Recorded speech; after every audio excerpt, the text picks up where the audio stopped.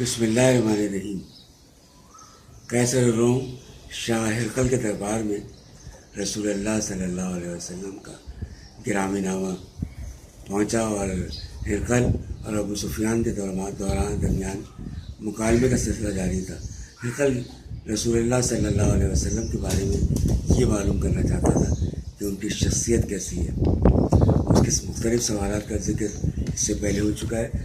ہرقل نے رسول اللہ صلی اللہ علیہ وسلم کے بارے میں یہ سوال بھی کیا کہ کیا بدعہدی کرتا ہے؟ ابو سفیان نے کہا کہ نہیں، البتہ ہم لوگ اس کے ساتھ اس وقت صلح کی ایک مدت گزار رہے ہیں، معلوم نہیں اس میں وہ کیا کرے گا۔ ابو سفیان کہتے ہیں کہ اس فقرے کے سوا مجھے کہیں اور کچھ گھسیڑنے کا موقع نہیں ملا۔ ہرقل نے کہا کہ کیا تم لوگوں نے اس سے جنگ کی ہے؟ میں نے کہا کہ جی ہاں۔ اس نے کہا تو تمہاری اور اس کی جنگ کیسی رہی؟ میں نے کہا کہ جنگ ہم دونوں کے درمیان برابر کی چوٹ ہے، کبھی وہ ہمیں نقصان پہنچاتا ہے اور کبھی ہم اسے نقصان پہنچاتے ہیں۔ ہرقل نے کہا وہ تمہیں کن باتوں کا حکم دیتا ہے؟ ابو سفیان نے کہا کہ وہ کہتا ہے کہ صرف اللہ کی عبادت کرو، اس کے ساتھ کسی چیز کو شریک نہ کرو، تمہارے باپ دادا جو کچھ کہتے تھے اسے چھوڑ دو، اور وہ ہمیں نماز، سچائی، پرہیزگاری، پاک دامنی اور قرابت داروں کے ساتھ حسن سلوک کا حکم دیتا ہے۔ اس کے بعد ہرقل نے اپنے ترجمان سے کہا کہ تم اس شخص یعنی ابو سفیان سے کہو کہ میں نے تم سے اس شخص یعنی رسول اکرم صلی اللہ علیہ وسلم کا نسب پوچھا تو تم نے بتایا کہ وہ اونچے نسب کا ہے، اور دستور یہی ہے کہ پیغمبر اپنے قوم کے اونچے نسب میں بھیجے جاتے ہیں۔ اور میں نے یہ دریافت کیا کہ کیا یہ بات اس سے پہلے تم میں سے کسی نے کہی تھی؟ تو تم نے بتلایا کہ نہیں۔ میں کہتا ہوں کہ اگر یہ بات اس سے پہلے کسی اور نے کہی ہوتی تو میں یہ سمجھتا کہ یہ شخص ایک ایسی بات کی نقالی کر رہا ہے جو اس سے پہلے کہی جا چکی ہے۔ اور میں نے دریافت کیا تھا کہ کیا اس کے باپ داداؤں میں کوئی بادشاہ گزرا ہے؟ تو تم نے بتایا کہ نہیں۔ میں کہتا ہوں کہ اگر اس کے باپ داداؤں میں کوئی بادشاہ گزرا ہوتا تو میں کہتا کہ یہ شخص اپنے باپ کی بادشاہت کا طالب ہے۔ اور میں نے دریافت کیا کہ کیا یہ بات جو اس نے کہی ہے اس کے کہنے سے پہلے تم لوگ اسے جھوٹا سمجھتے تھے؟ تو تم نے بتایا کہ نہیں، اور میں اچھی طرح جانتا ہوں کہ ایسا ہو نہیں سکتا کہ وہ لوگوں پر تو جھوٹ باندھے، وہ لوگوں پر تو جھوٹ نہ بولے اور اللہ تعالیٰ پر جھوٹ بولے۔ اور میں نے یہ بھی دریافت کیا کیا بڑے لوگ اس کی پیروی کر رہے ہیں یا کمزور؟ تو تم نے بتایا کہ کمزوروں نے اس کی پیروی کی ہے، اور حقیقت یہ ہے کہ یہی لوگ پیغمبروں کے پیروکار ہوتے ہیں۔ میں نے پوچھا کہ کیا اس کے دین میں داخل ہونے کے بعد کوئی شخص برگشتہ ہو کر مرتد بھی ہوا ہے؟ تو تم نے بتایا کہ نہیں، اور حقیقت یہ ہے کہ ایمان کی بشاشت جب دلوں میں گھس جاتی ہے تو ایسا ہی ہوتا ہے۔ اور میں نے دریافت کیا کہ کیا وہ بدعہدی بھی کرتا ہے؟ تو تم نے بتایا کہ نہیں، اور پیغمبر ایسے ہی ہوتے ہیں، وہ بدعہدی نہیں کرتے۔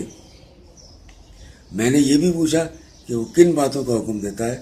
تو تم نے بتایا کہ تمہیں اللہ کی عبادت کرنے اور اس کے ساتھ کسی چیز کو شریک نہ ٹھہرانے کا حکم دیتا ہے، بت پرستی سے منع کرتا ہے، اور نماز، سچائی اور پرہیزگاری اور پاک دامنی کا حکم دیتا ہے۔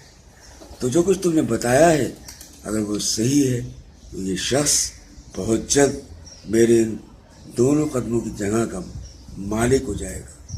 میں جانتا تھا کہ یہ نبی آنے والے ہیں، لیکن میرا یہ گمان نہ تھا کہ وہ تم میں سے ہوں گے۔ اگر مجھے یقین ہوتا کہ میں اس کے پاس پہنچ سکوں گا تو ان سے ملاقات کی زحمت اٹھاتا، اور اگر ان کے پاس ہوتا تو ان کے دونوں پاؤں دھوتا۔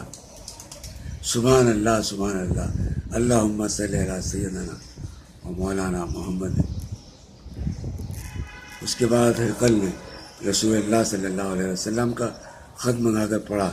جب خط پڑھ کر فارغ ہوا تو وہاں پادریوں اور درباریوں کی آوازیں بلند ہوئیں اور بڑا شور مچنے لگا۔ ہرقل نے ہمارے بارے میں حکم دیا اور ہم باہر کر دیے گئے۔ جب ہم باہر لائے گئے تو میں نے اپنے ساتھیوں سے کہا کہ محمد صلی اللہ علیہ وسلم کا معاملہ بڑا زور پکڑ گیا ہے، ان سے تو رومیوں کا بادشاہ بھی ڈرتا ہے۔ اس کے بعد مجھے برابر یقین رہا کہ رسول اللہ صلی اللہ علیہ وسلم کا دین غالب آ کر رہے گا، یہاں تک کہ اللہ نے میرے اندر اسلام کو جاگزی کر دیا۔ یہ قیصر پر نبی کریم صلی اللہ علیہ وسلم کے نامہ مبارک کا وہ اثر تھا جس کا مشاہدہ ابو سفیان نے کیا۔ اس نامہ مبارک کا ایک اثر یہ بھی ہوا کہ قیصر نے رسول اللہ صلی اللہ علیہ وسلم کے اس نامہ مبارک کو پہنچانے والے یعنی حضرت وحی کلبی رضی اللہ عنہ کو مال اور پارچہ جات سے نوازا، لیکن حضرت وحی یہ طائف لے کر واپس ہوئے تو راستے میں قبیلہ جذام کے لوگوں نے ان پر ڈاکہ ڈال کر سب کچھ لوٹ لیا۔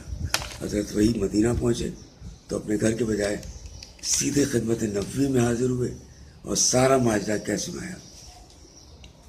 رسول اللہ صلی اللہ علیہ وسلم نے قبیلہ جذام کی جانب ایک مہم بھیجی اور ان کو اس حرکت کی سخت سزا دی۔ بہرحال قیصر روم شاہ ہرقل کے دل میں اسلام جاگزی ہو گیا تھا، وہ اسلام قبول کر لیتا اگر اسے اپنی بادشاہت چھن جانے کا خوف نہ ہوتا۔ وما علینا الا البلاغ۔